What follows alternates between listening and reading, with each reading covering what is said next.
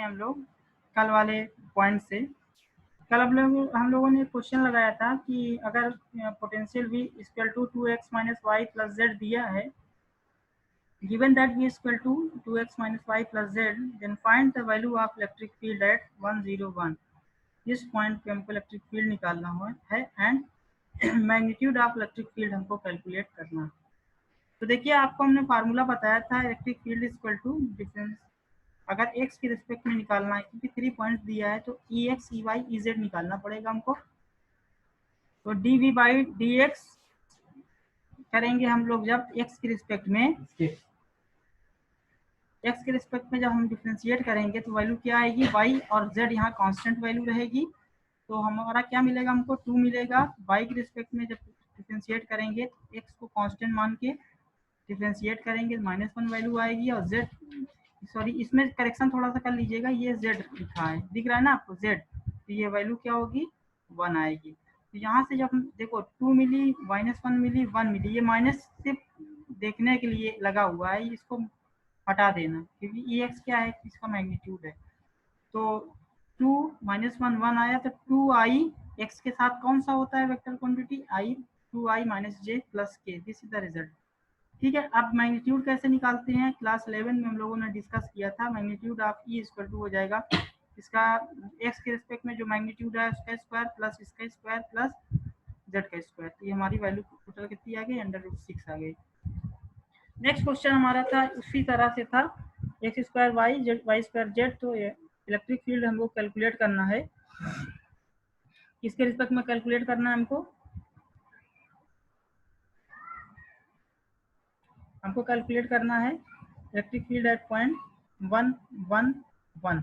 Okay, so and we have to also calculate the magnitude of electric field.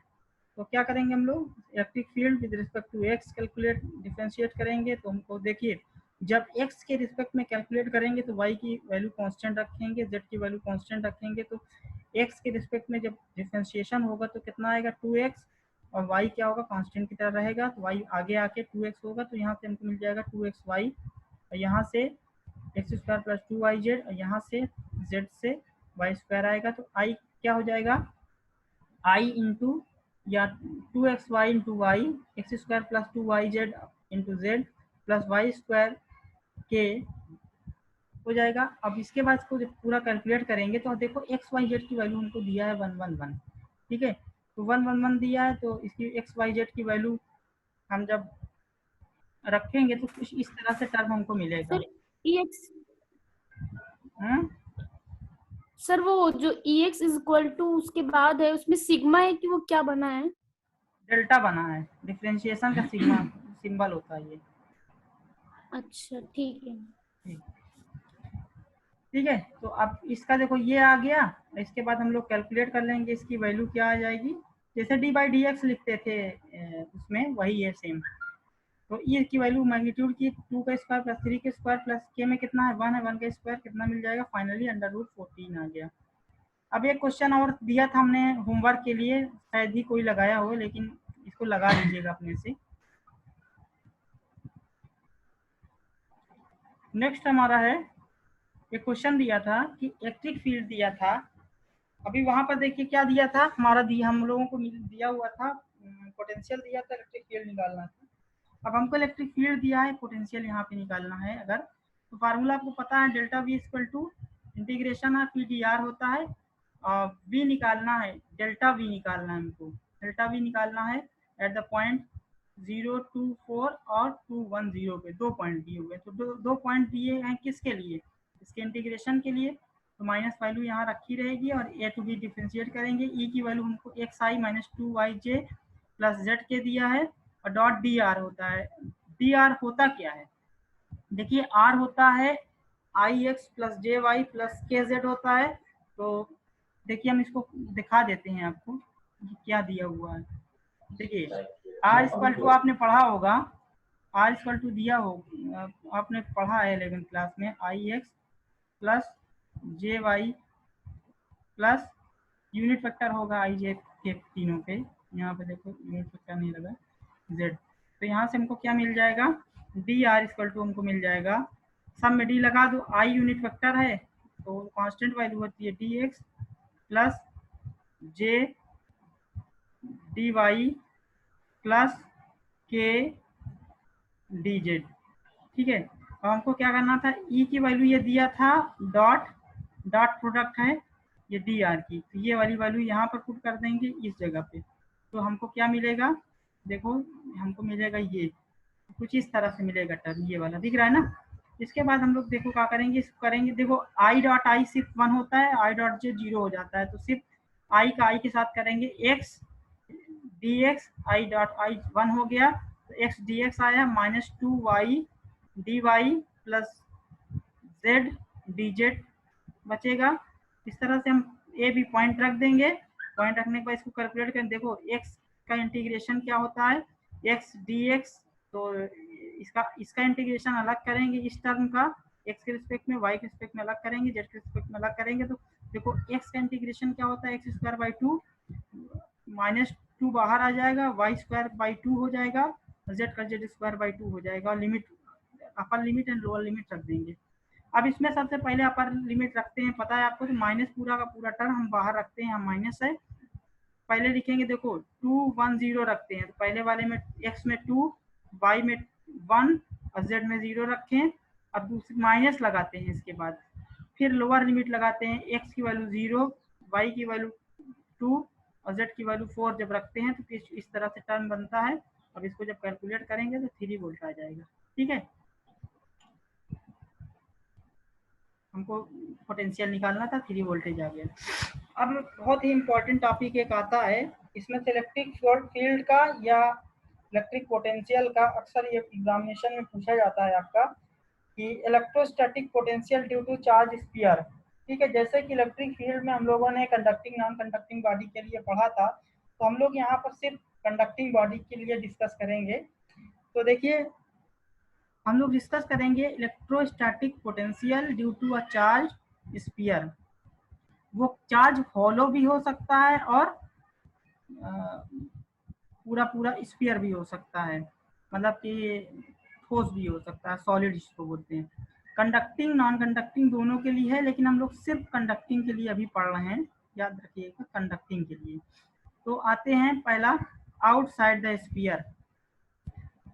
देखिए, अगर कोई sphere हमारा रखा है जिसपे चार्ज क्या है, प्लस क्यू चार्ज रखा हुआ है, और उस स्फीयर को हम आर रेडियस मान लें, अगर सेम है, इसीलिए उसको एक्स्ट्रा बताने की जरूरत नहीं है अलग से, आर रेडियस इसका दिया है, और इस स्फीयर के आउटसाइड, देखिए पॉइंट क्या है, आउटसाइड, आउटसाइड में पी पॉइंट रखा है। अगर पी पॉइंट रखा है तो सेंटर से डिस्टेंस हम लोग उसको मान लेते हैं स्मॉल आर। और फार्मूला देखो, हमने पहले बताया था कि यहाँ पर क्यू चार्ज पूरे में डिस्ट्रीब्यूटेड है, तो हम एक इन्फिनिटी पॉइंट मान लेते हैं, इन्फिनिटी से लेकर के पी पॉइंट तक जो वर्क लगेगा उसी को हम बोलते हैं पोटेंशियल। तो फार्मूला हमको पता है, हम लोगों ने ड्राइव किया है, v2 - v1 = होता है minus infinity to P E D R होता है। तो और आपको याद रखना पड़ेगा एक फार्मूला, इलेक्ट्रिक फील्ड का फार्मूला के क्यू अपॉन आर स्क्वायर होता है, ये वेल नोन है हमको। और आपको पता है कि जो इसका एरियल वेक्टर होता है या डिस्प्लेसमेंट वेक्टर होता है, हर जगह से डिस्प्लेसमेंट वेक्टर इलेक्ट्रिक फील्ड के प्रोपोर्शनल होगा। इसको देखिए, ये जो हमारा स्फीयर बना है, इससे डिस्प्लेसमेंट वेक्टर इस साइड में होगा, यानी डिस्प्लेसमेंट डी आर यहाँ पे होगा, और इलेक्ट्रिक फील्ड कहाँ निकली है, इलेक्ट्रिक फील्ड भी ऐसे ही है, तो ई डॉट डी आर यानी थीटा = कितना आया, 0 डिग्री, और डॉट में लिए हुए हैं तो cos 0 = 1 हो गया। तो यहाँ से हम लोग देखते हैं, देखिए फार्मूले में जब सिर्फ डायरेक्ट पुट कर देते हैं तो कहाँ से कहाँ तक ला रहे हैं पॉइंट को, इन्फिनिटी से पी तक, तो minus infinity to P E D R. E की वैल्यू हमारा है K Q R square, D R लिखा, cos 0 लिखने का कोई मतलब नहीं है, चाहे लिखिए चाहे ना लिखिए, ई डॉट डी आर होता है, इसलिए आप समझते रहिए कि cos 0 लिखा हुआ है यहाँ पे। अब इसको कैलकुलेट कहाँ से कहाँ तक करना है, infinity to R, infinity to R distance तक कैलकुलेट करना है। तो इसको बस के क्यू क्या है, के कांस्टेंट है, क्यू भी चार्ज पूरे पे यूनिफॉर्म है, यूनिफॉर्म का मतलब कांस्टेंट है। तो अब 1/r² इसकी वैल्यू निकली। अब इसको कैलकुलेट कैसे करते हैं, देखिए इसको हम लिख सकते हैं 1/r² को लिख सकते हैं r⁻², और फार्मूला क्या होता है माइनस के क्यू। अब देखो इंटीग्रेशन का इसकी वैल्यू देखो क्या होता है, आर की पावर -2 + 1 अपान -2 + 1, ये फार्मूला होता है ना, सिंपल, इसीलिए पूरा सॉल्व कर दिया हमने, इंफिनिटी टू आर। अब देखो -2 में से +1 आया तो कितना बचेगा -1 और आर की पावर -1। अब देखो माइनस, ये यहाँ पर भी माइनस है, यहाँ पर भी माइनस है, माइनस माइनस कैंसिल हो गया। अब ये वैल्यू क्या हुई, आर इनवर्स को हम लिख सकते हैं 1/r। अब आगे देखिए, पहले अपर लिमिट लिखते हैं फिर लोअर लिमिट, तो के क्यू 1/r - 1/∞। आप लोगों को पता होगा कि 1/∞ की वैल्यू 0 होती है, तो यहाँ से क्या हमको मिल गया के क्यू अपान आर, मतलब पी पॉइंट पर जो पोटेंशियल हमारा निकला वो क्या आया, के क्यू अपान आर। ठीक है, क्लियर है ये समझ में आया ना आप लोगों को? सिमिलर है, इलेक्ट्रिक फील्ड जैसे पढ़ाया था वैसे ही सिमिलर है, इसलिए बार बार थोड़ा स्पीड इसमें है हम लोगों की। अब देखिए इनसाइड द स्फीयर अगर बात करें तो एक स्फीयर दिया है, पी पॉइंट यहाँ आर, मतलब यहाँ पर आर स्मॉल आर जो है कैपिटल आर से छोटा है। अब आपको पहले भी हमने पढ़ाया था कि जो भी हमारी कंडक्टिंग बॉडी होगी उसके inside the sphere electric field की वैल्यू 0 होगी, इसको लिख देना पड़ेगा, हमको पता है। तो डेल्टा वी क्या है, पी पॉइंट पर और एस पॉइंट पर, एस का मतलब एट द सरफेस, समझ रहे हो, एट द सरफेस। तो डेल्टा वी इक्वल टू हो जाएगा वीपी माइनस वी एस, यानी पॉइंट पी पर पोटेंशियल और सरफेस पर पोटेंशियल का डिफरेंस, इसमें की वैल्यू रखोगे तो पूरा 0 हो जाएगा। वीपी इक्वल टू क्या है, वी एट द सरफेस, तो वी एट द सरफेस अभी हम लोगों ने कैलकुलेट किया है, क्या आया था, हमने सरफेस पर कैलकुलेट किया था, इसकी वैल्यू कैलकुलेट करेंगे तो के क्यू अपान स्मॉल आर आया था वहां पर, यहाँ पर क्या हो जाएगा कैपिटल आर, क्योंकि डिस्टेंस कितनी है, कैपिटल आर यहाँ पर है। ठीक है, क्लियर, ये आपका कंप्लीट हो गया electric potential due to charge sphere body. अब देखो क्या हम करते हैं, ग्राफ बनाते हैं, यानी कि इनसाइड द स्फीयर देखो इलेक्ट्रिक फील्ड क्या थी, 0 थी, लेकिन यहाँ पर अगर हम बात करें आर पोटेंशियल की, तो यहाँ पर एक स्फीयर बना लेंगे। ठीक है, स्फीयर बनाने के बाद हम लोग इसको बता देंगे कि ये वाला बी इनसाइड है, इनसाइड द स्फीयर है, इसको बना हुआ है, लेकिन समझाने के लिए आपको ये वाला जो पॉइंट है पूरा, ये बी आउटसाइड है, आउटसाइड है। तो देखिए ये हमारा सेंटर है, इसकी डिस्टेंस कितनी है, आर है। तो यहाँ पर हमारी वैल्यू कितनी आई थी, इनसाइड हमारी आई थी के क्यू अपान आर, मतलब 0 नहीं थी, तो कांस्टेंट वैल्यू रहेगी, तो हम कुछ इस तरह से बना सकते हैं। ठीक है, और दूसरा आउटसाइड क्या आया था, v is directly proportional to 1/r, ये आया था ना। तो इसका ग्राफ आप बार बार बना चुके, तो कुछ इस तरह से जाएगा। ठीक है, तो ये यहाँ पर लिख देना v is directly proportional to 1/r, या v is inversely proportional to r आ गया।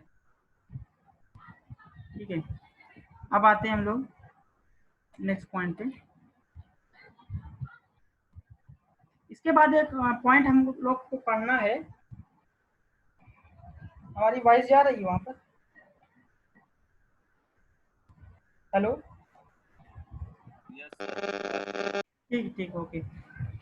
देखिए हमको नेक्स्ट टॉपिक पढ़ना है इक्विपोटेंशियल सरफेस।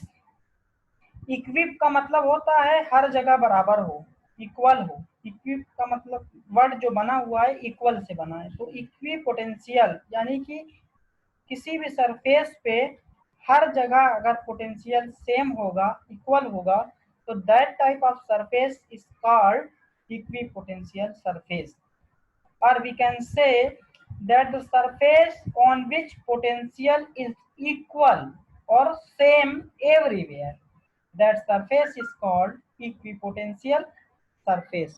एग्जाम्पल लेते हैं हम, एक पॉइंट चार्ज की अगर हम बात करें तो पॉइंट चार्ज से जितना भी पोटेंशियल निकलता है, जैसे ये आप देखिए, ये पॉइंट चार्ज यहाँ पर यहाँ पर यहाँ पर अगर पूरा एक स्फीयर बना लें तो 1 2 3 4 हर जगह पोटेंशियल क्या होगा, इस सरफेस पे सेम होगा। ठीक है। इसके बाद इक्वी पोटेंशियल सरफेस की हम लोग क्या करते हैं, कुछ प्रॉपर्टीज पढ़ते हैं। इक्वी पोटेंशियल सरफेस की पहली प्रॉपर्टी होती है the potential difference between any two point on equi potential surface is zero. यानी कि कोई सरफेस अगर हम ले लें, जैसे मान लीजिए ये सरफेस हमने ले लिया है, ये एक सरफेस हमने लिया और हमने कहा कि ये इक्वी पोटेंशियल सरफेस है, इक्वी पोटेंशियल सरफेस है। इसका मतलब ही होता है कि हर जगह पोटेंशियल बराबर हो। तो ये V1 इस जगह V1 पोटेंशियल है, इस जगह V2 पोटेंशियल है, तो इसका पोटेंशियल डिफरेंस कितना हो जाएगा, इसका पोटेंशियल डिफरेंस जीरो हो जाएगा। ठीक है। अब आते हैं हम लोग, पहली प्रॉपर्टी समझ में आई ना। दूसरी प्रॉपर्टी है no work is done by electric force in moving a charge on the electropotential surface. कह रहा है कि इक्वी पोटेंशियल सरफेस से किसी चार्ज के मूवमेंट में किसी भी टाइप का वर्क डन नहीं होगा। क्यों नहीं होगा, देखो ए से बी में मान लो चार्ज जा रहा है तो वी फार्मूला लिखेंगे V B minus V A, V B minus V A equal to W external, मतलब बी से ए में जाएगा। आपको पता है कि V A minus V B zero है, जब पोटेंशियल जीरो है तो फार्मूला क्या होता है, वी ए वी या कह सकते हो कि potential difference equal to W upon Q होता है। तो वी की वैल्यू अगर हम जीरो रख देंगे, इसको ऐसे समझो, यहाँ पर मान लीजिए कि potential zero, potential difference zero हो गया। पोटेंशियल डिफरेंस जीरो अगर है, इसी पॉइंट की बात कर रहे हैं, इसी पॉइंट से निकला हुआ ये ए टू बी या बी टू ए कोई भी हो अपॉन क्यू, इसकी वैल्यू जीरो रख देंगे तो डब्ल्यू ए बी क्या आया, डब्ल्यू इक्वल टू जीरो हो गया ना, क्यू उधर जाएगा जीरो कर देगा। ठीक है, समझ में आई बात। अब आते हैं हम लोग नेक्स्ट पॉइंट पे, थर्ड है इसका property, direction of electric field is always perpendicular to the equipotential surface. Equipotential surface के डायरेक्शन जो होगा ई से, वो क्या होगा, हमेशा परपेंडिकुलर होगा। कैसे होगा देखिए, अब देखिए इक्विपोटेंशियल सरफेस मान लीजिए ये है, ये कोई इक्विपोटेंशियल सरफेस है, ये इक्विपोटेंशियल सरफेस हमारा है कोई। इक्विपोटेंशियल सरफेस की इलेक्ट्रिक फील्ड किधर होगी, ऐसे होगी, ऐसे होगी, ऐसे होगी ना। ये क्या है, इस सरफेस की क्या है, परपेंडिकुलर हमेशा होगी ना। ठीक है,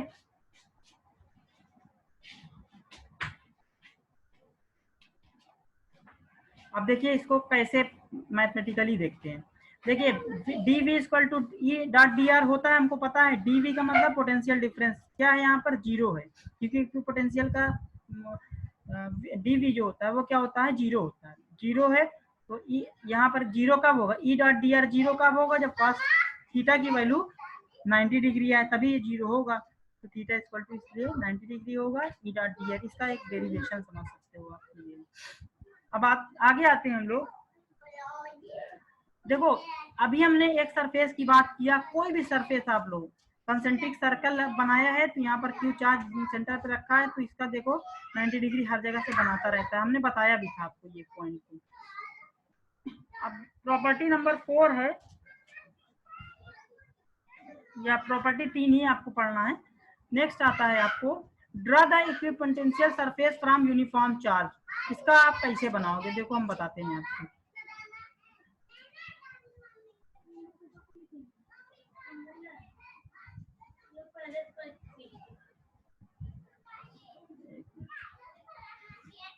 ये दिया है uniform electric field, uniform electric field अगर कोई दिया है आपको पोटेंशियल सरफेस बनाना है तो क्या होगा, देखो पोटेंशियल सरफेस हमेशा परपेंडिकुलर होता है इलेक्ट्रिक फील्ड की, तो क्या हो जाएगा this. Okay, this is our potential surface, बना लोगे अब ना। इलेक्ट्रिक फील्ड के परपेंडिकुलर होता है, इलेक्ट्रिक फील्ड यूनिफॉर्म दिया है तो पोटेंशियल सरफेस क्या होगा, परपेंडिकुलर होगा। ठीक है, इसका बन गया, इसका देखो ये बना हुआ है, चाहे जहां बना सकते हो आप। और एक क्वेश्चन और आता है, देखिए इलेक्ट्रिक अगर ये कह दे कि इस तरह से इलेक्ट्रिक फील्ड यूनिफॉर्म है और आपसे पूछ लिया जाए कि कौन सा सरफेस पे पोटेंशियल ज्यादा होगा, आपको ये पता है कि इसकी पोटेंशियल जो होता है डिस्टेंस के साथ साथ क्या होता है, कम होता है। जो सबसे पहले जहां से निकल रही है उसके पास वाला सबसे ज्यादा पोटेंशियल होगा। ठीक है। नेक्स्ट प्रॉपर्टी है कि two equipotential surface can never intersect each other. कैसे नहीं इंटरसेक्ट कर सकती, अभी दिखाते हैं आपको। देखिए, इक्विपोटेंशियल सरफेस मान लेते हैं कि एक दूसरे को कट कर रहे हैं। एक ये पोटेंशियल सरफेस हो गया और एक ये पोटेंशियल सरफेस हो गया, जो कि एक दूसरे के आपको दिख रहे हैं 90 डिग्री पे बनते हुए। ठीक है, और 90 डिग्री पे बन रहे, इसका इलेक्ट्रिक फील्ड कैसे होगा, ऐसे होगा। इसका इलेक्ट्रिक फील्ड कैसे होगा, ऐसे होगा। ये दोनों एक दूसरे के क्या कर रहे हैं, कट कर रहे हैं ना। इलेक्ट्रिक फील्ड लाइन अगर एक दूसरे कट कर रही है, इसका मतलब डायरेक्शन 2 हो गया, विच इज इम्पॉसिबल। आपने पढ़ा था इलेक्ट्रिक फील्ड लाइंस कभी भी एक दूसरे को इंटरसेक्ट नहीं कर सकती है, और यहाँ पर करती हुई दिखाई पड़ रही है। ठीक है, नेक्स्ट है इक्विप पोटेंशियल सरफेस का स्केच कैसे बनेगा, इसको आप देख लीजिएगा। प्लस क्यू और माइनस क्यू अगर रखा हुआ है दो चार्ज, तो इसके लिए फील्ड कुछ इस तरह से जाएंगे, ऐसे ऐसे ऐसे ऐसे ऐसे ऐसे, इसका स्केच देख लीजिएगा। ठीक है, आज के लिए बस इतना ही। अब नेक्स्ट क्लास कल बताया जाए। अगर कोई चीज़ नहीं